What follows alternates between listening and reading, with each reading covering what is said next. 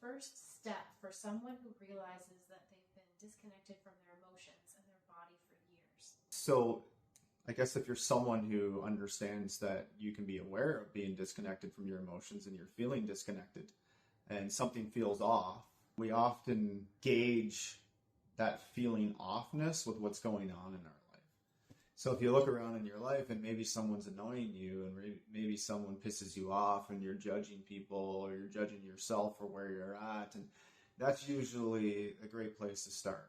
If we look at our judgments towards others and maybe someone annoys you and they're constantly annoying you, we can learn a lot from those things. So I think why are you feeling that, right? And then if you reveal what your why is, it's generally connected to blame. And if you're blaming, you got to look at what you're blaming, and that kind of gives you more insight. And again, I think it's in that moment you have to be patient with yourself, because nothing's going to happen right away. And we always want everything right away, and we just want things to be gone. But sometimes that's not the case. And if you just give yourself a little bit of patience to ask yourself some questions, some of the hard questions, like, am I blaming somebody in my life for where I'm at?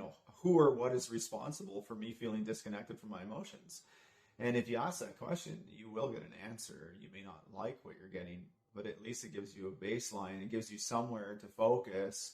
And when you can see it more clearly, that's the point when you start to shift through it.